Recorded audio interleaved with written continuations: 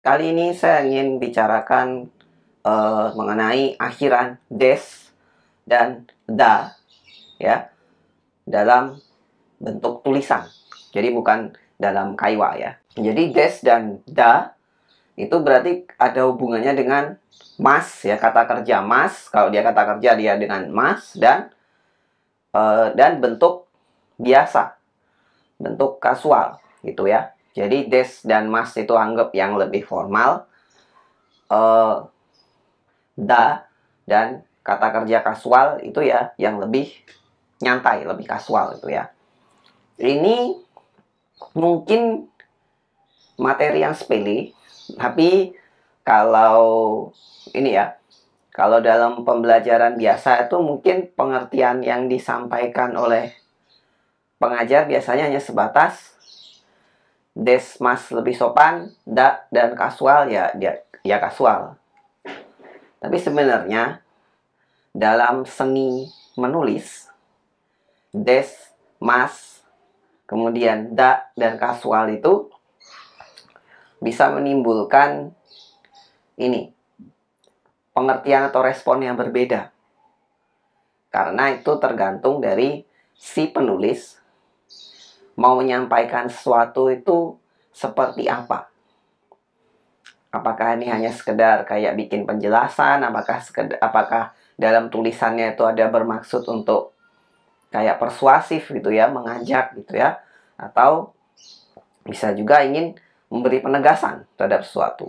Nah, akhiran des, penggunaan gaya bahasa yang ada des mas dan kasual dan da ini itu bisa menentukan hal itu. Kalau simpelnya ya, apapun yang diakhiri des itu bisa diakhiri da.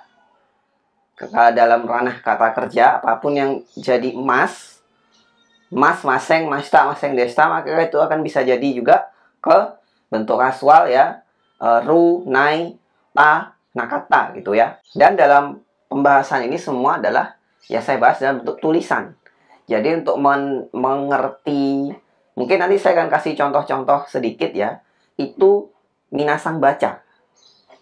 Kalau saya yang baca, ketika saya bilang ingin memberi penegasan, nanti otomatis suara saya akan menegaskan sendiri. Jadi kayak naik gitu ya. Jadi kayak memberi penekanan gitu.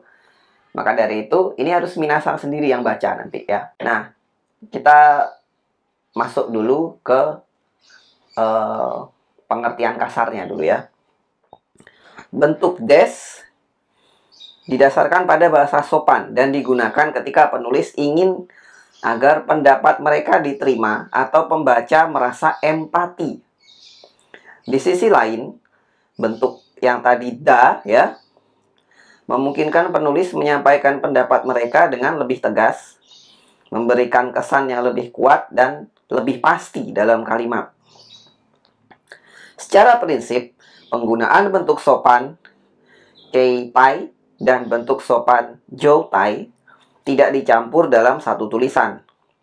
Jika keduanya dicampur, hal itu dapat menciptakan kesan yang tidak konsisten dan membuat rangkaian kalimat terasa tidak menyatu.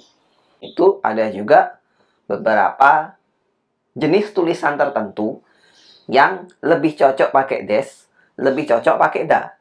Misal saya mulai dari yang pakai des dulu ya. Yang pakai des itu biasanya adalah tentang esai, tentang kesan atau opini, atau bahasa Jepangnya kansoubung ya, esai.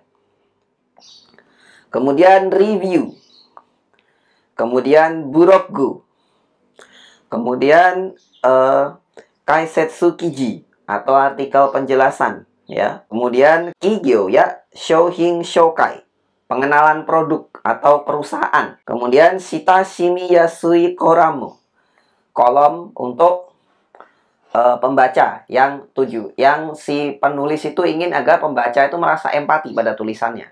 Maka bentuk des dan mas itu cocok pada jenis-jenis tulisan tadi.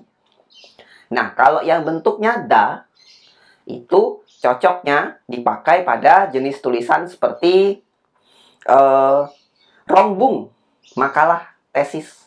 Ya, tesis meliputi skripsi, disertasi, itu S3 ya. Ya tesis ya. Skripsi, tesis, disertasi itu kan Seperti itu karya ilmiah gitu ya. Kemudian Bijinesu Kiji, artikel bisnis. Shinbun, surat kabar, koran. Itu pakai bahasanya adalah yang da atau kasual tadi ya. Kemudian Nyusu Kiji, artikel berita. Kemudian apa ini? Poin-poin atau daftar gini ya, kayak poin gitu. Kemudian Chiteki na koramu. Chiteki, intelektual, kolom yang bersifat intelektual gitu ya. Tulisan pembaca, tulisan dari pembaca yang sifatnya intelektual. Jadi bukan tujuannya untuk narik simpati gitu ya. Nah, di sini ada beberapa contoh ya, saya kasih penggunaan des atau da pada jenis-jenis tulisan yang saya sebutin tadi. Mungkin nggak semuanya, tapi saya harap semoga cukup mewakili ya. Nah, di sini ada artikel mengenai penjelasan sesuatu. Ya. Artikel penjelasan, berarti kita akan menjelaskan sesuatu.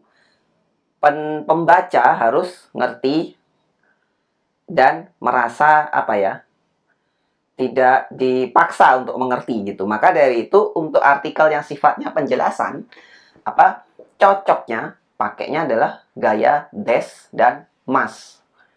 Ini ada saya contoh artikel sedikit ya, potongannya. Nah, di sini pakainya des dan mas. SEO towa. Itu kalau kita mau nyari definisi sebuah kata dalam bahasa Jepang itu ya, pakainya awalannya gitu. Yang dicari itu apa, kemudian tambahkan to wa gitu. Nanti Google-nya akan beri referensi yang paling nyambung, dan biasanya itu dalam bentuk mas atau des. Kenapa? Karena mau jelasin biar pembaca itu nggak kesannya kayak dipaksa gitu untuk mengerti ya. Contoh kedua, artikel surat kabar, koran. Nah, ini cocoknya pakai da. Karena apa? Artikel surat kabar itu menggunakan gaya penulisan da atau dearu untuk menyampaikan informasi secara ringkas, tegas, dan daya persuasi yang kuat. Ada kayak kesan biar ditarik gitu ya, pembacanya.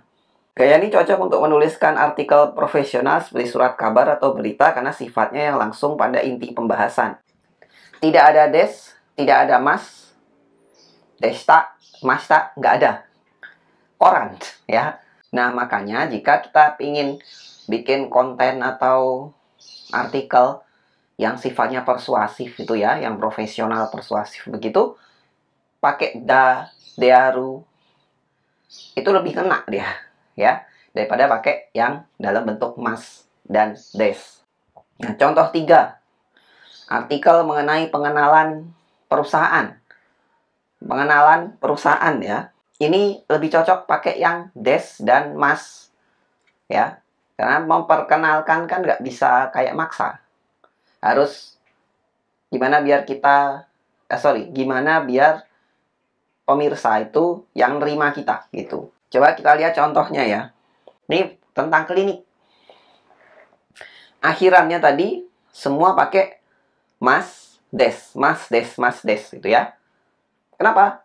Biar lebih biar pemirsa itu lebih terima. Ini loh kami ada di sini, kami memberikan servis ini gitu. Maka dari itu tulisannya harus dengan cara yang lebih lembut juga. Terakhir, contoh keempat, kalimat berbentuk poin. Mungkin dari sekian tadi contoh, ini adalah kondisi di mana artikel yang dalam bentuk mas dan bentuk da tadi ya, des dan da itu bisa nyatu. Jadi artikelnya tulisannya semua pakai bentuk mas atau des. Kemudian pada poin-poin itu pakai bentuk yang kasual. Misalnya ini, yang atas tadi ada akhirannya arimas. Haigo ke shohin ni wa kaki no mitsu no kouka ga arimasu. Tapi begitu poin-poin, dia pakainya bentuk kasualnya. Tadi ya, sui bung ryo o kipu. Hario atairu. Kou kaga aru. Ya. Kenapa pakai poin-poinnya pakai kasual? Yang namanya dikasih poin, itu kan biar langsung direct ya. Langsung orang itu fokus ke poin-poinnya itu. Jadi sesingkat mungkin tapi ngena gitu.